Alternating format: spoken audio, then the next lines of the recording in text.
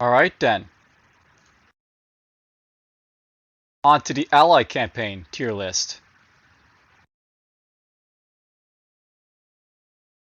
We'll put her in presentation mode.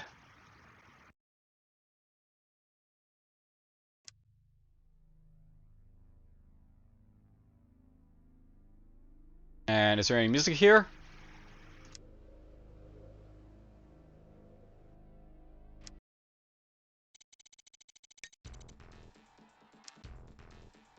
There we go.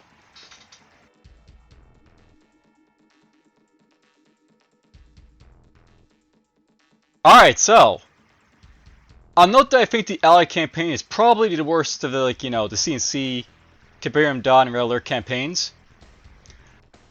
But let's just see how bad it really is. Because starting with the first one, in the thick of it, Allies 1. Unlike with the Soviet mission, I think we actually have an Admiral mission here. So, unlike with the Soviet first mission, note that Allies 1 basically requires you to actually think a little bit about a base's setup for the Soviet base. Essentially, you start off with 3 Rangers and some troops, basically firing off some Soviet troops coming towards your position, and you'll have an Allied helicopter with Tiny inside dropping off right behind them. Right after that, you'll see a civilian basically run toward the Soviet base, and he'll get zapped by a Tulsa coil. So you basically get to learn a little about how dangerous those basically are. In the description, you're also told to basically down the Tesla power, you have to basically kill this power plant. So blow those up, and then the Tesla coils are basically down after that. So unlike with Soviet Mission 1, it's actually very much tutorialish, as opposed to Soviet Mission 1 is basically running out blowing up barrels. And as a result, I think that's a little bit more Admiral than Soviet Mission 1. So yeah, we'll put that in basically the B tier for it. Alright, Allies 2, 5-1. So Allies 2 is basically sort of an art tutorial mission because it basically has a timer in the mission parameters. You basically have 3 minutes to either blow up the base or thin out the Soviet forces enough that the Covenant trucks can basically get through. There's also some connection to Allies Mission 4, 10-1, but we'll ignore that for now. Basically, we'll just look at the mission basically as it is. It's very much similar to Soviet Mission 2, where it's basically you have control of base, the enemy controls the base, you're just basically trying to blow them up. Not really that hard, so it's just get to know the game. Nothing really more to say about it. Alright, Dead End. So, Dead End is basically the one about blowing up bridges for the Allied campaign. 3A basically has the artillery, and 3B basically does not.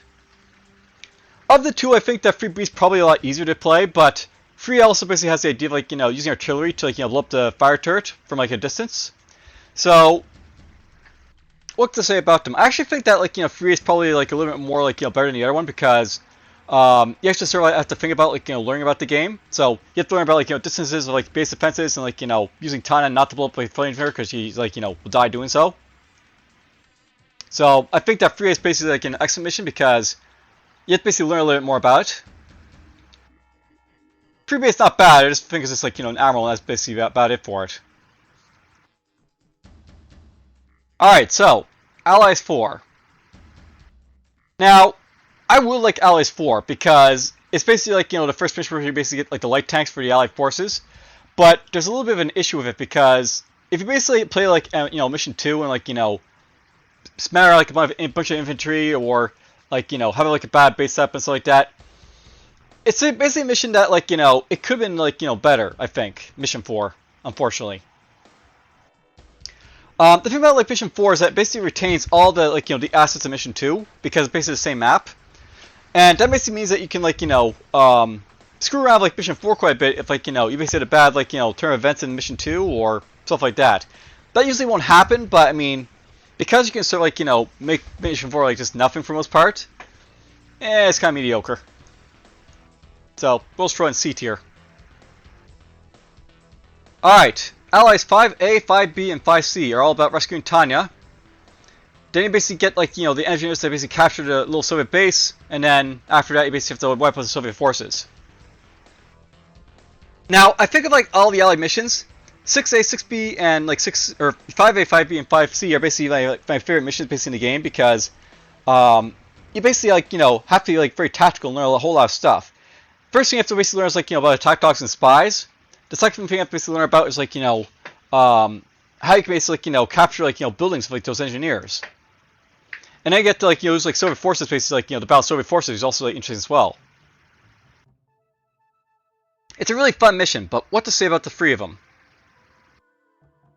So I want to note that 5A is basically the one where you can blow up the construction yard with the Soviet forces if you want to, which is probably not intended. I don't think it really matters too much, but it's basically one of those things where it probably could have been better handled not to have it so tiny crazy do that. There's basically a way of around the Tesla coils as well, but for the most part, just a sort of this could have been handled better. So I'll say that 5A is basically mediocre. 5B is basically one with no Tesla coils. Now, another thing about 5B is that I actually do like the base setup for the Soviets. I just really hate the fact that they don't have a Tesla coil to sort of fight with. So you basically sort of lose one of the aspects that make the R2 mission sort of special for sort of purpose. I mean, it's not a bad mission, but again, it's just it could have been better, I think. So 5B. And then there's 5C. That's the one where the enemy's a little bit more reactive to you, and you have an unavailable Tesla coil. Now, I think about 5C, it's 5C is basically the one where if you basically blow up the tech center that you're basically being held in the prison by Tanya, it'll actually cause a V2 basically coming in direction. And you have to be very mindful of the fact that if you try and blow up stuff, then all the Soviet forces are going to react to you, basically with Tanya. So it basically sort of has this mechanism to sort of keep you in check right there. And the fact that you also have the Tesla coil that you actually have to fight, so you can actually see your V2s basically taking it out or massing it with stuff basically kill it. That one's a lot better, I think. So I'm gonna put 5C I think in excellent tier. Alright, so 6A and 6B. That's the one where you basically have to find the tech center and throw a spy inside it. And I find that not 5, but 6A and 6B.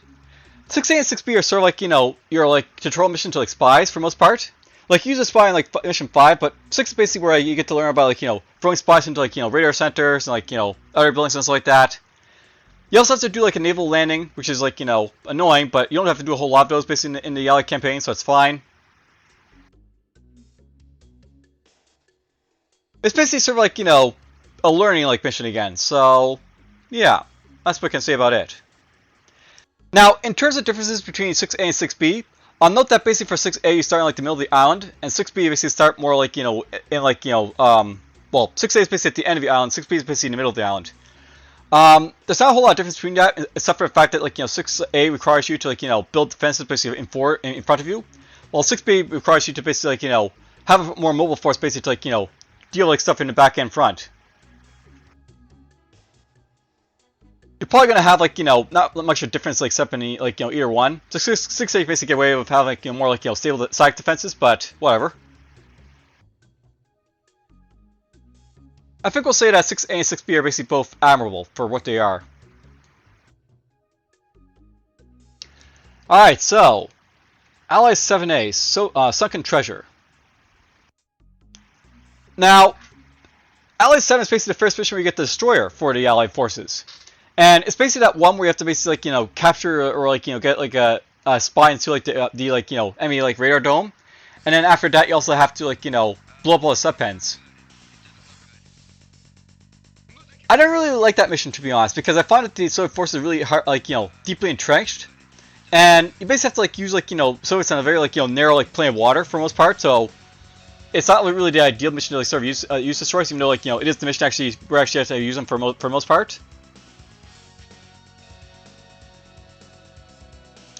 I think we'll say that Allies 7 is basically mediocre because I like the idea of using destroyers, but it's just not a really great map to use them, and you also have to deal with the ground force as well. So there's that too. Alright. Allies 8A and 8B. Now, the front is out there. I'm not a fan of like defensive missions, but I have to say these ones are actually not that bad for what they basically are. Basically, the idea of like 8A and like 8B is that basically you have like that chronosphere you have to protect, as well as the tech center, and the Soviet forces are basically relentlessly trying to destroy you. Now, there's a couple differences between the two. I'll note that basically in 8A you have no GPS, and the enemy is basically a lot like hard to like withstand for the most part because their like pair bombs will actually drop on top of your power plants. They'll basically be a little more like relentless when they're like attacks of like transports because they have multiple landing spots. They're basically a lot more of a threat, basically, to say the least. But 8B is not to be like let down basically in a couple of regards as well. Basically, 8B actually has a GPS from the tech center, so it basically gives you like a little bit of advanced notice on like what's happening with like the Soviet forces. And I like the fact that like it's basically giving you like something advanced like that, even though you can't build tech centers yet. The only real problem with like 8B though is the fact that the enemy's like not really that able to attack you. It's very possible they can basically lock off the coast from like transports. The power bombs will sometimes just like entirely miss like your power plant like constantly, so there's that as well. There's like also that like tech center or like research thing on like the little island with its civilians. You can actually like fix that up and get like a bunch of like choppers that do a lot more damage than like the one in the error map. So there's that too. What to say about them? I think that 8A is basically like an admiral map, but I don't think like 8B is that great because even though I really like the GPS, the fact that like the enemy basically like really isn't threatening because of the the issues they basically have power bombs and like the coast, I think it's just mediocre. So there's that for it. All right, so coast again. There isn't really a whole lot of difference between like 9A and 9B, by the way. And I basically already stated this basically multiple times, I think, in like the mission as well as like outside, I guess. I don't think much of extract coasting in. It's basically a mission where you have to like take that APC into like the Soviet base, or actually first thing first, you're on like your own like little like portion of the map, and the Soviet base doesn't recognize you're basically there until like you actually attack their base. So you basically get to build up a force, send it over by like transport along with like destroyers to like knock out the Soviet forces, get inside their base, rescue coast again with a spy inside their like headquarter like building. Get Kosuke into an APC, get him into like a transport, get him into like the Chinook plane, basically land like at your base. You need to get like a couple cruisers if you basically rescue Kosuke again, but it's like at that point you don't really care about the cruisers, it's just whatever. I think I'll say that like 9A9B are basically deficient. I mean, they're not bad in concept. It's just the fact that it could have been handled a lot better if, let's say, like you didn't have like your own base, you just had like your own like they basically give you like a pre-made force, kind of like they did in like the extracted detonator from like the old like 3 dot missions. But whatever. I think those work just fine right there. All right, so Allies 10A and 10B. So Allies 10A is basically the one where you have to like build up a force to basically assault a Soviet base that basically has 4 nuclear silos that are basically ready to fire missiles. Though at that time of starting the mission, you don't know that the missiles are basically going to be fired as soon as you get close to them. So this is basically a mission where you basically have to be like a little bit mindful basically about the triggers, and you basically have to figure out how to basically get back to like that tech center before to basically launch those missiles and cause like issues, how we say. Now you can either do that by assaulting their base directly, or you can basically like go around like the outer perimeter of their base, basically like the entire base that way. Either way, it's basically a mission that like requires like tactical thinking. You get to like use like the advanced tech center to get your like GPS this time. Really fun, I guess, in some ways, but here's the thing about like 10A. 10A basically like links up with like 10B here, because 10B is basically an installation mission where you have to like jump into like a compound, and there's basically a mission timer that will basically like be set as soon as those nuclear missiles launch in 10A, and depending on like when you basically get into like 10B, whatever the timer basically was at the time, like it basically like stopped basically like you basically won at that point for 10A. 10B is basically where like that mission timer is going to be like really high, shall we say. And it's very possible to say like you beat the mission like say like 40 minutes in like 10A with like the timer basically there, you'll have like 40 minutes basically working 10B. But if you didn't give us yourself like that much time basically to like beat the mission, you're gonna have like big issues basically like going forward. So I think what we're gonna basically say for like 10A and 10B. In regards to 10A itself, it's okay, but because of that mission timer, it got like a little bit of an issue because you're not really like telling the player about it. So yeah, I'm gonna say it's probably deficient. 10B itself is not that bad though. 10B basically has like you have a small little force including a couple spies, medics, infantry. You have to basically like march your way around the base like with your engineers like sort of like deactivate the places. So it's not that bad. It's just like it could have been better if like the timer basically wasn't there, causing like issues. I think we'll say Alex 10B is basically deficient as well just because of that timer issue. So just throw it right there.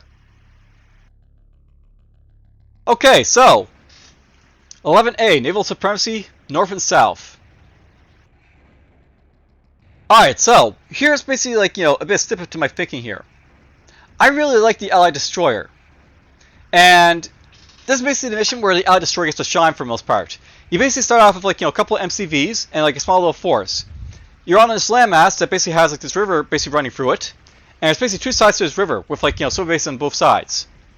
There's one like pre-built like sort of base on your side of the river, and the other side is basically never like base, but it's not basically built up yet. So there's a lot of like tactical abilities basically doing this map.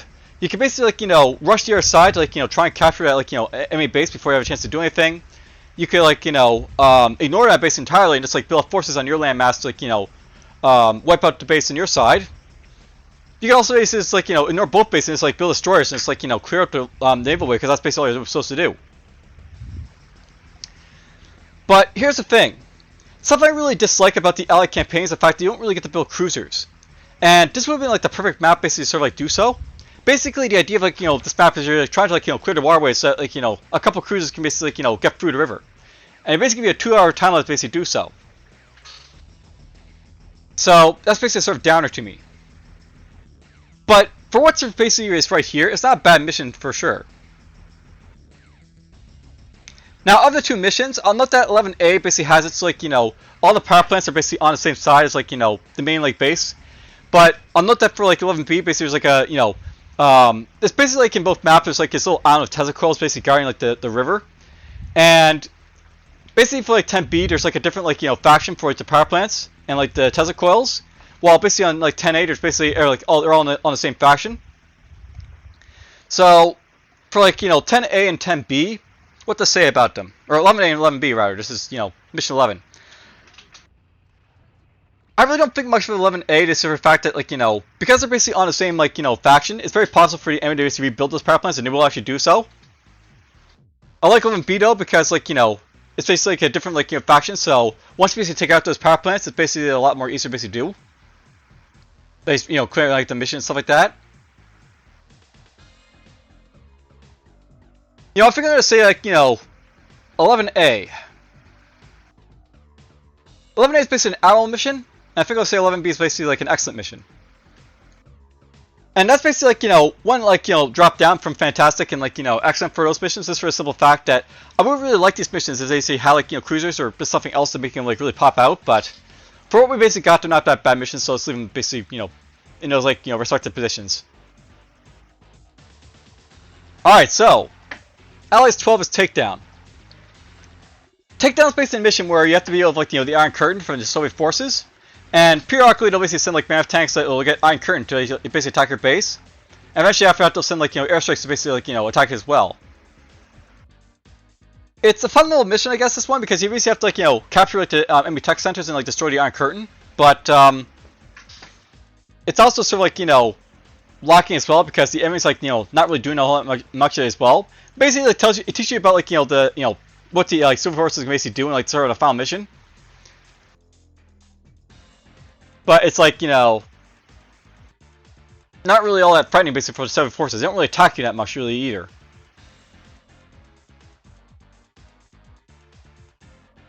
I think we're just gonna say Allies 12 is mediocre because even though it's like a fairly good like precursor to like the last mission, it's basically a mission that like it could have been like, a little bit more like, thought out, I guess, in like terms of what the Soviets could do to you, besides like just sending man tanker so often to like, get like Iron Curtain enemies to attack you.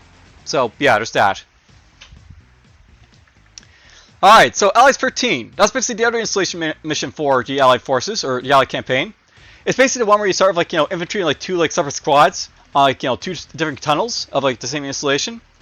You have to basically like work with like both these like, groups basically to like, clear out the pass by using engineers to like, go to like contributors to detonate flame turrets and stuff like that.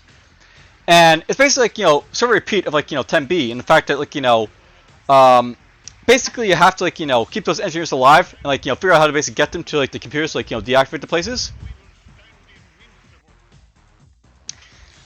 What to say about it though? So there's one thing I really don't like about Allies 13. It's basically really difficult for a mission. And basically the idea of like this mission is that you have to basically keep those like troops on both those sides alive, because if like any of those like guys die like too early, you can't group them up basically like, assist each other. Basically like, if one group basically dies, then you're basically done. The other group will eventually like get hard stopped by flame turrets. So there's that about it as well. I don't think it's a bad mission. I think it's mediocre. So mediocre it is. And then we get to the final mission for Allies 14. Terrible. I'm gonna put Allies like the capstone like mission for like the Allied campaign basically in terrible for one reason. It's basically just like a lacking mission. I realize that like Moscow is basically like not really surrounded by water, so you're not gonna really be using cruisers and stuff like that. But they basically made a mission where like it's just like your forces basically pit against the Soviet forces in like a pitched battle for the most part. And it's a fun mission, I guess, basically like in terms of like the CNC Tiberium Dawn campaign missions, but in terms of Red Alert, it's just like so lacking, really. I don't find the Soviet forces being all that threatening. You basically have like the possibility of like the like Iron Curtain being used like twice on like Soviet forces and stuff like that, but it's just like meh for the most part. This mission, the Soviets really aren't that threatening until like they start using airstrikes really en masse, and then before you even think about it, you can also like mass up tons of like armor basically go into their base and like wipe out their power base and like go and kill them that way for the most part. Alright, well, I guess that's basically it for my tier for the Allied campaign. We're just going to save this one. And then we'll just basically look at, how it compares to the other ones, I guess. So, DFuxa's Allied campaign mission ranking. My personal ranking for the Allied campaign missions in CNC Red Alert.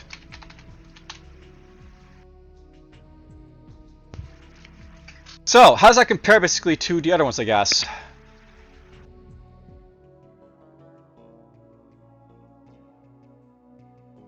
Come on, load up, please. Alright, so here's basically a tier list I basically did. So note that basically for a GDI campaign, I basically gave a lot of like, basically there's like, quite a bit of like, admirable, excellent, and like, excellent missions for the GDI campaign. And for not over here, basically I had like a little bit more like, mix where like, there's some terrible missions, there's some excellent missions, and then there's like, a nice little like, basically a nice little curve going up and down with like their missions basically in the middle here. For the Soviet campaign, I guess I liked a lot more of their missions than I thought, so there's basically a lot of like, excellent like admirable missions for them. And then there's like, a few like bad ones, but it's fine, it's just gonna happen.